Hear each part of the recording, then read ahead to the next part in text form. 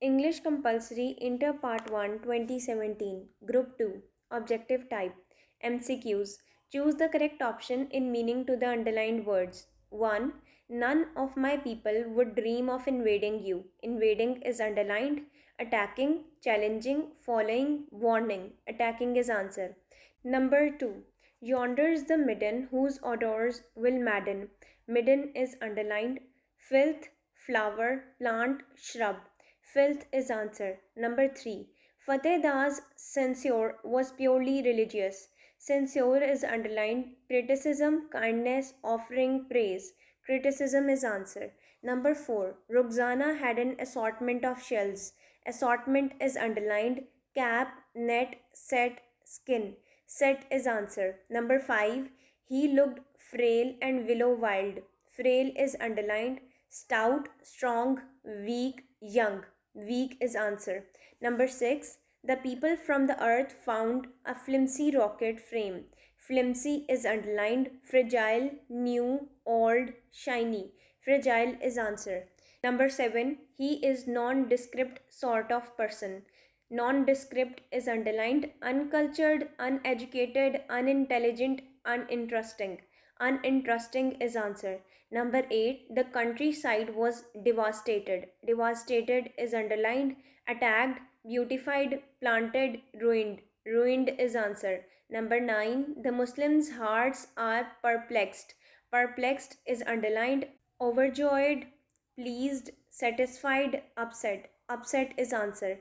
Number 10. Let us compel the wretch to dig her grave. Wretch is underlined. Gentleman, rascal, robber, thief. Rascal is answer. Choose the correct answer. Number 11. How does the first man look like?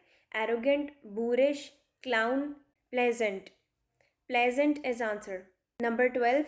Who is Roger Spelding? A general, a soldier, a newscaster, a technician. A newscaster is answer. Number 13. On hearing the words of the boy, the king could not control his army, feelings, smile, tears. Tears is answer. Number 14. What is first name of Applegarth? Judge, John, Powers, Louis.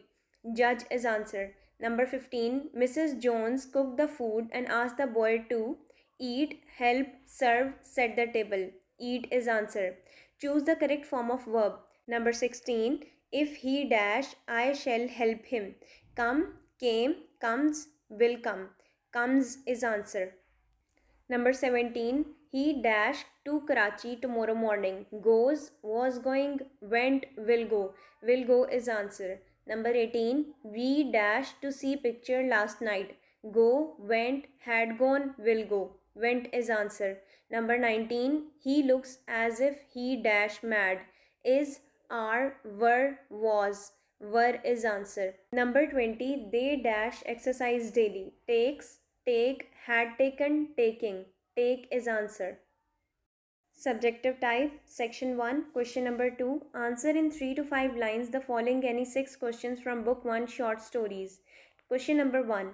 Why did the son at the age of 6 cry? The son at the age of 6 cried because he had lost his toy plow in a furrow and his father made a new plow. Now, question number 2. Describe the appearance of Mrs. Luella Bates. Mrs. Luella Bates was a large woman with a large purse hung across the shoulder. Question number 3. What is the significance of Arthur's life insurance policy? Arthur had a life insurance policy for $25,000 with double indemnity in case of accidental death. It is quite significant because the same money was promised by Mr. Stewart as reward. Question number 4. Why did George give the pocketbook to his employer?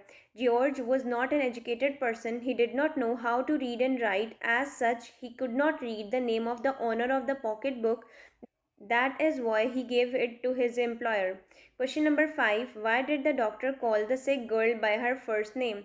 He wanted to be on good terms with her so that he could examine her throat. Number 6. Why did the quack come back to the camel men? The quack thought that the first way of treating goiter was wrong. Therefore, he came back to the camel men to learn from them the right and accurate way of treating goiter. Question number 7. Why did Della feel proud of the beauty of her hair? Della took pride in the beauty of her hair because they were of golden color and reached her knee. Such hair was never had by any queen even. Question number 8. Why are the locusts compared with the bad weather? Both the locust and bad weather are natural calamities and both destroy the crops. The farmers are helpless in this matter. They cannot kill them to save their crops as well as animals from their effect. Question number 9. What was the condition of overcoat worn by the young man? The overcoat of the young man was old but well cut.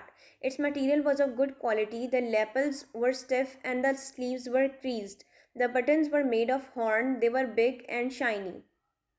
Question number 3. Answer in 3 to 5 lines any 5 of the following questions from Book 3 One Act Plays. Question number 1. How did the second man accuse the first man of lying? The second man accused the first man of lying because the first man was telling a lie that no other person was present in the room, whereas the second man had already seen the girl there through the glass of a door. Question number 2. What did the girl see when she was walking along the road? While walking on the road, the girl saw a man dragging out from the car the dead body of a girl having long hair. Question number 3. How did the girl escape from the killer? As the killer advances towards her, a dog comes there by chance to save itself from the storm. The dog jumps and seizes the man with its sharp teeth. The dog forces him to run away, and the girl has a miraculous escape from the killer. Question number 4. Can the people of Earth compete with the people of Creton's planet? No. Unlike the people on Creton's planet, the people of Earth have little knowledge of universe. They cannot see future. They are unable to control the universe. For these reasons, the people of Earth cannot compete with the people of Creton's planet. Question number 5. How many characters are there in the play A Visit to a Small Planet? Names to be written. There are 7 characters in the play A Visit to a Small Planet. They are Creton, Roger Spelding, Elin Spelding, Mrs. Spelding, John Randolph, General Powers, Aide. Question number 6. What does Creton say about Powers thinking for the second time? Creton told Powers what he was thinking. He told him that he was making a picture of 3 silver stars, pinning them down on his shoulder.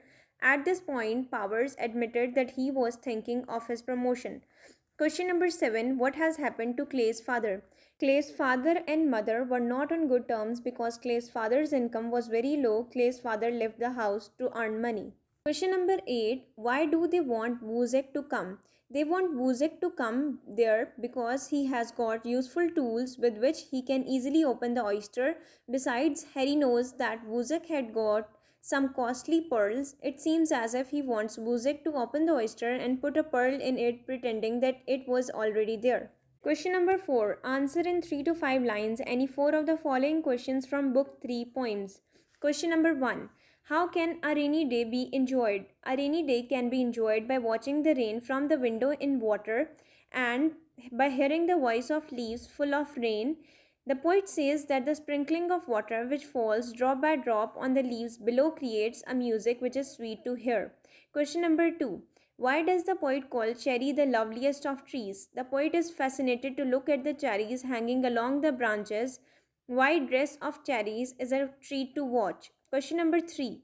What does the title of poem Oh Where Are You Going signify? The title of poem Oh Where Are You Going signifies the importance of goal for a bold, brave and courageous person who is ambitious to make his way through thick and thin. He does not listen to discouraging pieces of advices and makes his way to success. We learn a moral lesson that pride hath a fall. Question number 4. Why has the poet used cannonballs to describe the fruits? The shape of the fruits mentioned in the poem is closer to that of a cannonball. That is why the poet compares them with the cannonballs. Question number 5. Why does the poet call modern men as a hollow men?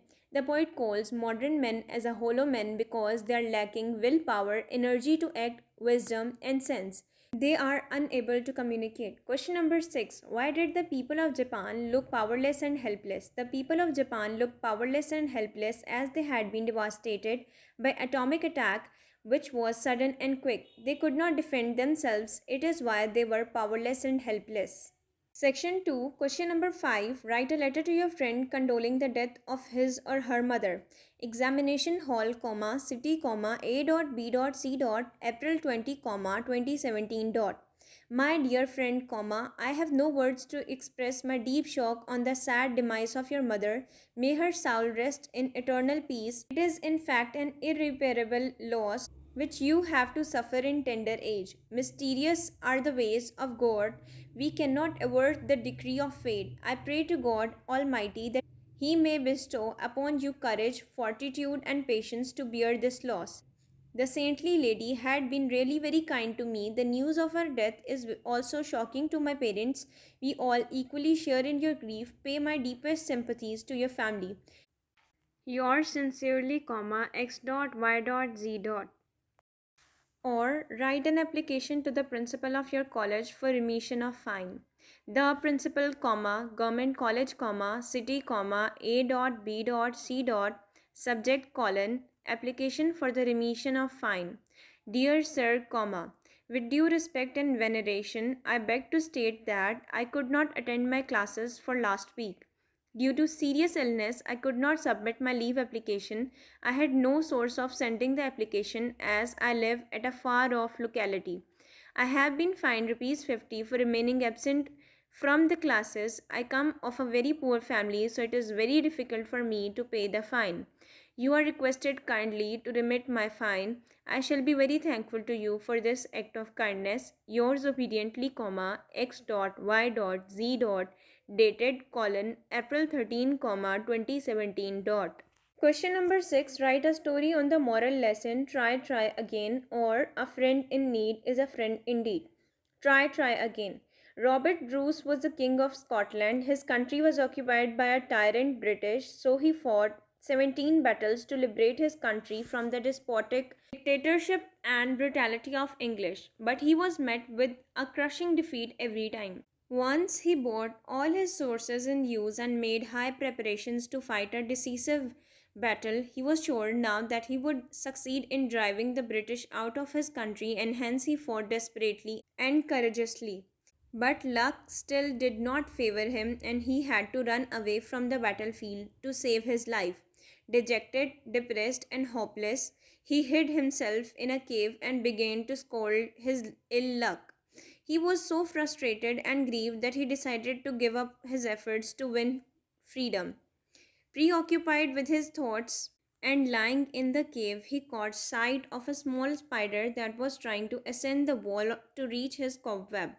It fell down, but it began to climb up again. It tried many times to reach its cobweb, but fell down every time. You foolish mini creature, the cobweb is too high for you to climb up. Be resigned to your fate and live somewhere else, he said to the spider. When the spider failed in the ninth attempt, he was sure that it would make no more efforts, but to his great surprise, the spider's spirits were still high and it began to climb up the wall for the 10th time also. This time, success became its lot and it reached its cobweb. If a small creature like a spider can succeed in its aim by not losing heart but making constant struggle, why can't I? He thought. He was inspired so much that he got a new enthusiasm to resume the struggle. He gathered all his scattered forces and attacked the enemy with a new zeal and zest. This time he succeeded in driving the British out of his country and winning freedom for his nation. Moral: try again. There is no end of struggle. God help those who help themselves. No pains, no gains. Or a friend in need is a friend indeed. Once upon a time, two friends were passing through a jungle. One of them began to brag. He said that he was a sincere friend and was prepared to make any sacrifice for his friends. Suddenly, a bear appeared there. The same friend was horrified. He climbed up the tree to save his life. The other friend lay down on the ground and held his breath. The bear came near him and smelled him all over. It thought that the man was dead. It went away. The friend came down from the tree and asked his companion, "What did the bear say to you?" The friend replied that the bear had whispered to him, "A friend in need is a friend indeed." Moral: a friend in need is a friend indeed. Question number 7. Explain the following lines with reference to the context. Dark children with a coin to spend enter the lantern's orbit, find melon, guava, mandarin, the moon compacted to a ring, the sun in a pitted skin. Reference: these lines have been taken from the poem In the Street of the Fruit Stalls, Jan Stallworthy, Context: this is a symbolic poem. The world is threatened with war, misery, and poverty, but all these have failed to crush man's love for pleasure. Explanation: in these lines, the poet describes the children's joy, the sweet spray of the Jews, forgetting all about the misery they live in. Poor children come there with a coin and stand in the light of lanterns. They look at melon, guava, and other fruit. Their mouths water. Their surroundings share their misfortune. The shrunken moon, the reduced sun, and dull frosty night signify the prevailing gloom. Part B. Punctuate the following extract from Book 1. The man felt his hair flutter and the tissues of his body draw tight, as if he were standing at the center of a vacuum. His wife before him seemed almost to whirl away in smoke. Part C. Use any five of the following pairs of words in your sentences. Break, B-R-E-A-K, torna. He could not break the door. Break, B-R-A-K-E, break. The brakes of my car failed near the town. Pray, Pray, dua mangna. We pray to God for the conquest of Islam. Prey, Prey, shikar. The deer fell a prey to the lion. Sweat, Sweat, pasina. All is over, the businessman thought, and a cold sweat broke out on his forehead. Sweet, Swet, meetha. I remember him as a man of rare sweet nature, of wide experience. Compliment, Complement, juzvo lazim. A kitchen complements a house. Compliment, Compliment, salam कहना. Convey my compliments to your parents. Hung, Hung, Khunti पर लटकाना. A towel hung from the rail. Hanged, Hanged, फांसी पर लटकाना. He was hanged for killing his friend. Fair, Fair, अच्छा. He is known as a very fair man. Fare, Fare, Kiraya. For Karachi, the fare was less by train than bus. Eligible, Eligible. Ehel, you are not eligible for this post. Illegible, Illegible. ऐसी लिखाई जो पढ़ी ना जा सके. His handwriting is illegible. Question number 8. Translate the following passage in Urdu. Short Stories, Book 1. Looking out, all the trees were quiver and still, clotted with insects, their boughs weighed to the ground. The earth seemed to be moving, locusts crawling everywhere. She could not see the lands at all, so thick was the swarm. Towards the mountains, it was like looking into driving rain. Even as she watched, the sun was blotted out with a fresh onrush of them. It was a half night, a perverted blackness. तर्जमा: बाहर सब दरख्त बड़े अजीब और साकित और कीड़ों से लदे लूथरे लग रहे थे. इनकी शाखें बोझ की वजह से ज़मीन को छू रही थीं. ज़मीन हरकत करती हुई महसूस हो रही थी. हर जगह टिड्डियाँ रेंग रही थीं. उसे ज़मीन बिल्कुल दिखाई नहीं दे रही थी क्योंकि टिड्डियाँ बहुत ज़्यादा थीं. पहाड़ों की तरफ देखें तो यूं दिखाई देता था जैसे तेज़ बारिश हो रही हो. यहाँ तक कि उसने देखा कि उसकी ताज़ा पेशकदमी की वजह से सूरज भी धुंधला गया था. आधी रात का समा था. एक अजीब सी तारीकी थी. Question number 8. Candidates whose medium of examination is English will write an essay on technical education. Technical education. Technical education is a branch of vocational education. Technical education is the practical application of scientific principles and methods for training in trade, agriculture, commerce, medicine, engineering, and handicraft. Technical education produces mechanics, engineers, builders, and doctors. The importance of such training in a country like ours is quite obvious. In Pakistan, where more than 80% of population is agricultural and another 10% industrial, it is a crime to make education merely literary and to unfit boys and girls for manual work in the fields after their formal education. In view of the modern age of industrial scientific advancement, it is an admitted fact that Pakistan cannot keep pace with other countries in march of progress unless there is no promotion and patronization of technical education. An American thinker has said, there are two obvious kinds of education. One should teach how to live, another how to make a living. Technical education is one of the very few fields that can provide assured sources of income for those who have proper technical skills. The students, after getting technical education, can start their own companies or small-scale businesses to honorably earn their bread and butter. Unfortunately, in our country, we are taught how to live before we know how to make a living. We are brought to know and learn the plays of Shakespeare, the poems of Milton, or the chronology of historical events, etc., but very little how to drive an engine, to handle a machine, or to work at loom in some weaving factory, etc. That is partly why a present day student has to face so much distress, despair, and problems when he or she enters in the practical world.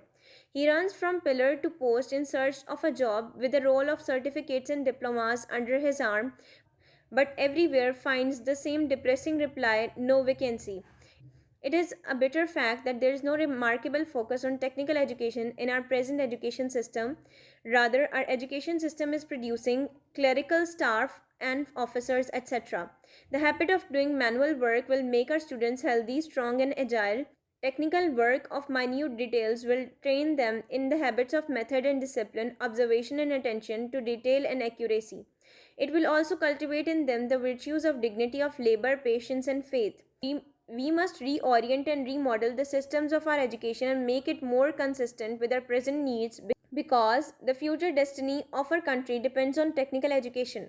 For promotion of technical education, more technical colleges and universities should be set up in the country. At the end of matric and intermediate levels of education, the government should focus on extensive career counseling for technical education. Technical Education and Vocational Training Authority TEVTA and likewise other authorities or departments should be involved for this counseling. In short, technical education will make our country rich, resourceful, and prosperous.